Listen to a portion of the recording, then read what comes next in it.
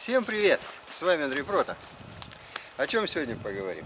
Да вот просто чайку попьем, используя подручные средства. Не будем делать никаких полянок, не городить каких-то сидушек и всего прочего. Не будем использовать даже нож. Ни пилу, ни ножа, ничего мы использовать не будем. Наша задача вскипятить себе чай. Ну, хотите, сделайте поесть, для кому это нужно. И не выбираем для этого никакого места. Вот нашли, проходя мимо, пенек. Этого вполне достаточно, чтобы не портить лесную основу. Когда есть такие пеньки, можно разводить кратковременные костры на них. Сейчас я вам это покажу.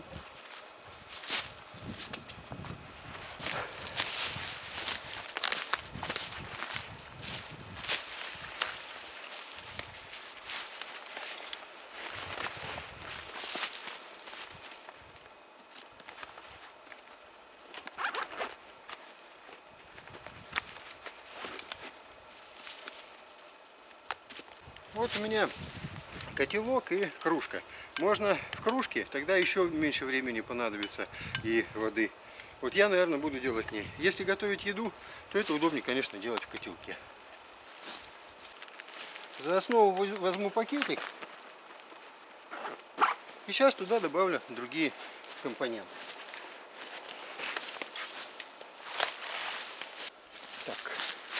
Вот, сходил, набрал рябины, даже попалась мороженая черника и листики брусники. То есть, ну это вот у меня основа будет чайная. Кто любит таскать с собой заварочный чай, да ради бога, на самом деле невелика разница. Если человек не является ценителем чая, то все равно, что вы там будете с собой брать. Ну что, компоненты для чая мы подготовили, теперь разведем огонь на пеньке. Значит, он неровный, поэтому нужно будет сделать приспособление небольшое, выровнять его. Значит, и дальше уже мы будем делать растопку. Обращаю внимание, просто чем качественнее вы сделаете растопку, тем меньше возни у вас будет с костром. Потому что когда уже что-то горит, проще подкладывать более-менее толстые веточки, даже пускай они будут влажные, они будут подсыхать в процессе. Поэтому самая первая растопка, она является самой важной. Вот в данной ситуации у нас много... Вот стоит, допустим, ели, много мелких веточек. Они уже хорошо просохли. И есть еще много березовой коры. И поэтому, если есть кора у вас, считайте, что вам повезло, потому что вы можете ее набрать. Наберите ее сразу много. Не надо там вот одну, две, три вот таких вот срывать кусочка. Наберите сразу большой пучок. Он даст много огня, загорится другие, пока вы будете даже ходить потом, если вы сразу не набрали топлива, потом вы будете набирать, подкладывать в костер, и будет все нормально. Поэтому первая растопка, она наиболее важна. Так, теперь что мы сделаем? Основную печку-щепочницу. Я уже говорил, мы не используем ни пилы, ни топора, ничего. Только что руками делаем. Старые обломыши какие-то идут. Так. Вот я говорил, она под углом, поэтому под выровнем.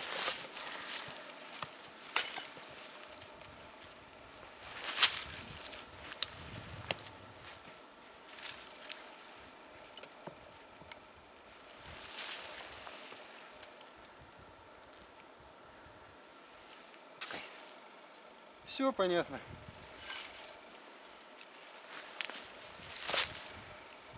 Здесь выровняли, там выровняли. И теперь соберем основную растопку. Да, они немножечко могут быть влажноваты, но ничего страшного, они слишком тонкие. И еще что, на них вот присутствует вот эта кора. Если мы ее сейчас начнем вот так перетирать, появится та труха, которая нам и нужна. Больше шансов, что она вспыхнет сразу. И сейчас я пойду наберу коры, и мы это все запалим. Ой, набрал. Так, пока отставлю.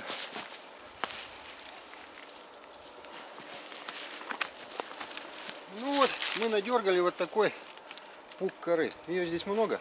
Поэтому... Почему пока? Сразу ее пихать не надо, чтобы она не разлеталась. Потому что иногда делают такую ошибку, когда возьмут много коры, положат ее, и потом пытаются. Когда у вас спички, это все хорошо. Говорят, почему там огниво показываете? Огниво это показывает тот способ, что насколько реально развести сложную растопку с помощью, допустим, огнива, да, какого-то нетрадиционного способа. Потому что если есть спички, заморачиваться не надо. Спички или зажигалки. Подожгли ее, положили, все, и будет вам счастье. То есть технический прогресс никто не отменял. Вот. Но я показываю, что возможно разведение даже вот без всяких легко воспламенимых предметов, таких вот, когда мы находимся, птичьи гнезда, там, рогоз, допустим, какие-то разнотравье идет вот с метелками пушистыми, они легко зажигаются от любой искры. Кора, она требует большей предварительной подготовки. Но точно так же она разгорается, поэтому надо просто это вам попробовать, и будет все понятно. Самое главное, подготовительная часть. Значит, чтобы было все попроще, вот саму кору мы берем. Вот на ней вот такая белая, как бумагообразная структура. Вот она нам наиболее и нужна. То есть мы берем ее здесь, так как, еще раз говорю, когда есть нож, ее очень хорошо поскоблить всевозможными там вещами, там, и все. У нас сейчас нету ножа, ну, по условиям нашей игры. Вот. Поэтому я делаю как? Начинаю вот так перетирать ее, чтобы создать как можно больше вот этой вот трухи на пеньке. И разнократить саму кору. Точно так же мы, когда набрали мелких вот этих вот штуковин, если мы...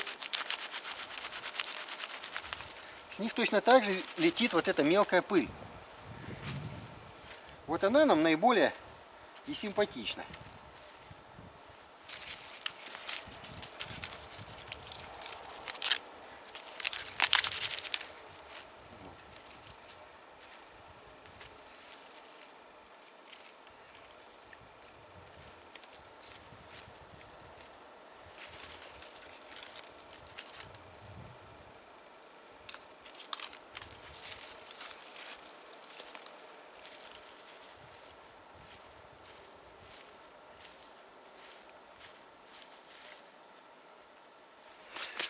И теперь хочу обратить внимание на то, что про огниво говорят, что 10 раз там чиркал.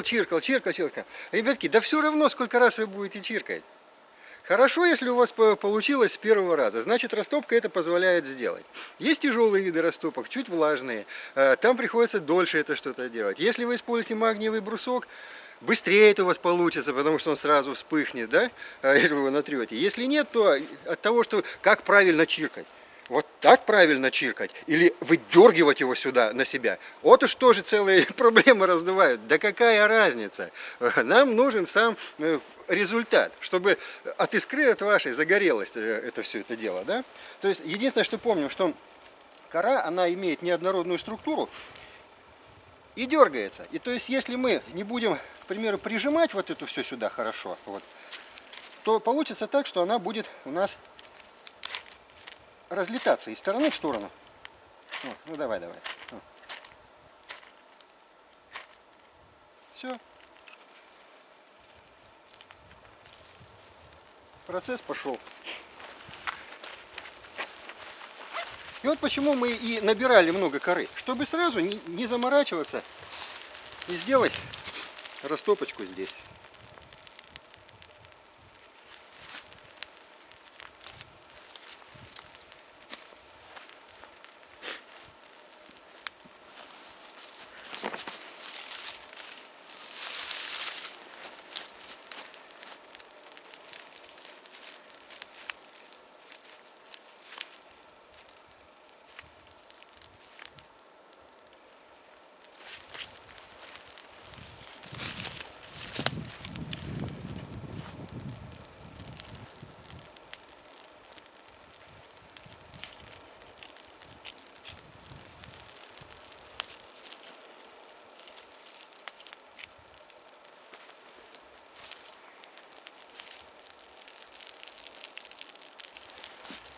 Ну и теперь можно набрать уже любых палочек потолще и туда их закинуть. Сейчас чуть прогорит, чтобы можно было уже кружечку на угольки больше поставить. И она закипит очень быстро.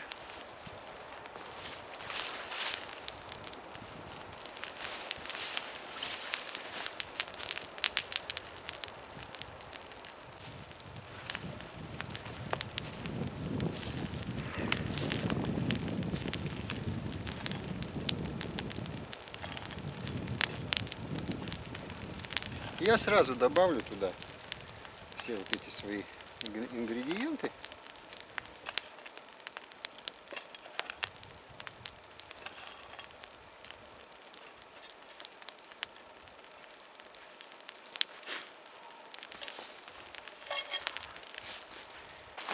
Ну все, вода уже кипит. Не стал утомлять показом, как оно это все горит. Готовится довольно-таки быстро, как на любой щепочнице.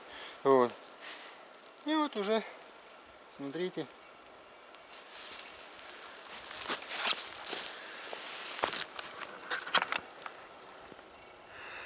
Рябина стала светлой, распарилась. Можно дать ей еще настояться немного. Можно просто уже добавить чай. Смотрите, вот береза, которая была, на ней кора. Но то, что она валялась на земле, и она внутри сама по себе сырая, эта береза, на ней даже кора не успевает обгореть, как вы видите. А уже мы можем согреть себе довольно-таки большую кружку чая. Это раз. Вот смотрите, здесь та же самая картина. Не обгорела еще даже кора. Поэтому бояться, что там они где-то прогорят у вас, вспыхнут, не надо абсолютно. Но точно так же по этой технологии можно готовить на большом котле. Только маленький нюанс. Если вы будете ставить котел более большой, помимо того, что вы положили вот так, две палки, вам нужно будет сделать еще вот так. Почему? Чтобы поднять котел выше, чтобы под ним образовался уголь и вот этот жар, который будет обтекать котел. Если вы поставите на слишком низкую опору, тяги будет недостаточно. И вы не сможете подкладывать более крупные дрова. А так все остальное все так же. В любом месте вам не нужно где привязываться. Вот встали, нашли какие-то вещи. Ну, про костры я еще буду показывать. Все, пользуйтесь. Вот такая красота у нас получилась.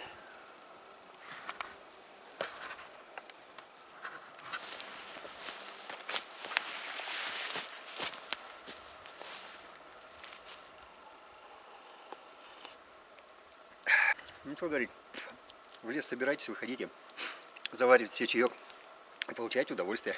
Ну ладно, пока. С вами был Андрей Прота. Смотрите канал, будет много интересного.